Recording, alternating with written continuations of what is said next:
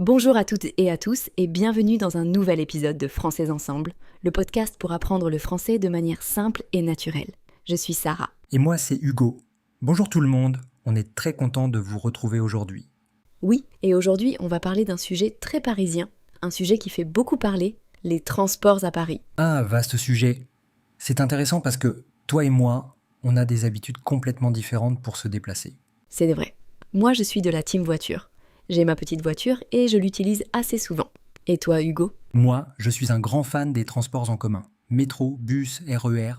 C'est mon quotidien. Je n'ai pas de voiture à Paris. Parfait. On va donc pouvoir comparer les avantages et les inconvénients de chaque mode de transport. Alors Hugo, dis-nous pourquoi tu préfères les transports en commun. Pour moi, le premier avantage, c'est la simplicité et l'efficacité. Le réseau de métro à Paris est incroyable. Il y a des stations partout. On peut aller presque n'importe où très rapidement. Oui, c'est vrai, le réseau est très dense. Exactement. Et puis, il y a l'aspect économique. Une voiture, ça coûte l'heure, ça coûte cher. L'essence, l'assurance, le parking. Moi, avec mon pass Navigo mensuel, je peux voyager en illimité dans toute l'Île-de-France. C'est beaucoup moins cher. Ah oui, le coût, c'est un argument très important. Je confirme que le budget voiture est assez élevé. Et on évite le stress des embouteillages. Pendant que les voitures sont bloquées dans le trafic, moi, je suis tranquillement dans le métro, en train de lire un livre ou d'écouter de la musique. C'est du temps que je peux utiliser pour moi. Ça, j'avoue, c'est un avantage. Rester coincé dans les bouchons, c'est très énervant. Bien sûr, il n'y a pas que des avantages, il y a aussi des inconvénients. Par exemple, le monde. Aux heures de pointe, le matin et le soir, le métro est souvent bondé. On est serrés les uns contre les autres, ce n'est pas très agréable. Oh oui, l'heure de pointe, c'est terrible. J'ai connu ça. C'est une des raisons pour lesquelles j'aime bien avoir ma voiture pour avoir mon espace personnel. Je comprends. Et puis, il y a les fameuses grèves. Quand il y a une grève, se déplacer devient un vrai cauchemar. Il y a aussi parfois des pannes, des retards, ce n'est pas toujours parfait. Les grèves, c'est le grand classique parisien. Mais alors, si je comprends bien pour toi, les avantages sont plus importants que les inconvénients ?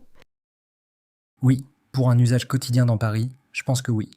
Mais toi, Sarah, pourquoi tu t'obstines avec ta voiture? Qu'est-ce qui te plaît tant? Ce que j'aime par-dessus tout, c'est la liberté. La liberté de partir quand je veux, d'aller où je veux, sans dépendre des horaires. Si je veux faire un détour, je peux. Si je veux rentrer tard le soir, je n'ai pas à m'inquiéter du dernier métro. Hmm, je peux comprendre cet argument de la liberté. Il y a aussi le confort. J'ai mon propre espace, je peux écouter ma musique, je suis à l'abri quand il pleut ou quand il fait froid, et c'est très pratique pour transporter des choses. Faire les grosses courses de la semaine sans voiture, c'est compliqué. Ah oui, pour les courses, c'est sûr que la voiture est plus pratique, je suis d'accord. Et puis, pour sortir de Paris le week-end, c'est génial. Aller voir des amis en banlieue, partir à la campagne, la voiture offre une flexibilité que les transports en commun n'ont pas toujours. Oui, c'est vrai, pour les trajets hors de Paris, la voiture est souvent indispensable. Mais tu ne m'as pas parlé des inconvénients de ton côté. Parce qu'il y en a, non? Oh que oui, il y en a. Le plus gros problème, comme tu l'as dit, ce sont les embouteillages. Parfois, un trajet de 15 minutes peut prendre 1 heure. C'est une perte de temps énorme et c'est très stressant. Ah, les fameux bouchons parisiens.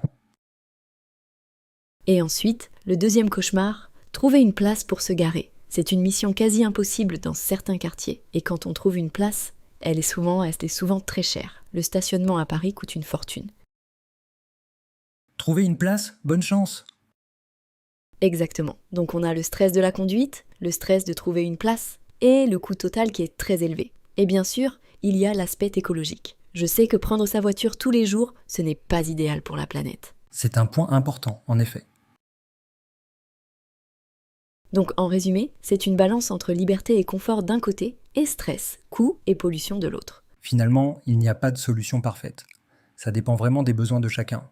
Si on vit et on travaille dans Paris, les transports en commun sont probablement la meilleure option au quotidien. Je suis d'accord. Mais si on a une famille ou si on habite en banlieue, la voiture devient presque indispensable. La solution idéale, c'est peut-être de combiner les deux. Oui, utiliser les transports en commun la semaine et la voiture pour les week-ends ou les vacances. Il y a aussi de plus en plus d'alternatives, comme le vélo ou les trottinettes électriques pour les petits temps de trajet. C'est vrai. Et en parlant de transformation, comment tu imagines les transports à Paris dans le futur, disons dans 10 ou 20 ans? Est-ce que tu penses que tout sera différent? C'est une excellente question.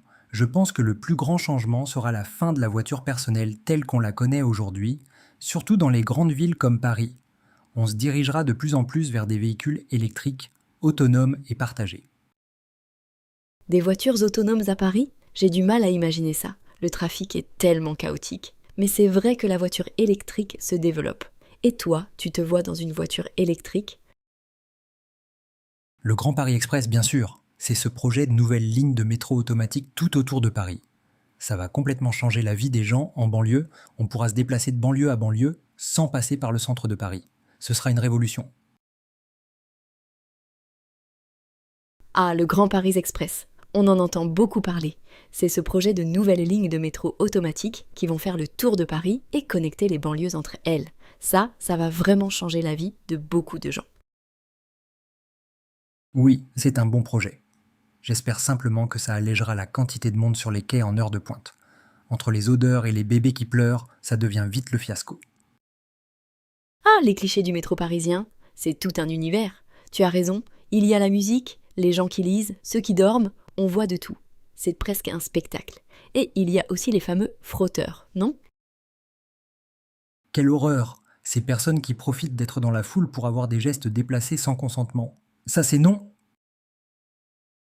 T'as raison, bref. Tu as aussi mentionné les vélos et les trottinettes, mais avant qu'on en parle, j'ai une question pour toi. Le roi des transports en commun. Tu dois avoir des tas d'anecdotes amusantes sur le métro, non? Des histoires un peu folles? Alors oui, j'en ai une et tu vas pas le croire. Il y avait un type en tutu qui jonglait avec 3 pommes et un chat dans la rame, et personne ne disait rien, incroyable. Enfin bon, dans l'histoire, je suis quand même content des changements en ville, et que l'on puisse utiliser facilement le vélo. J'adore ça.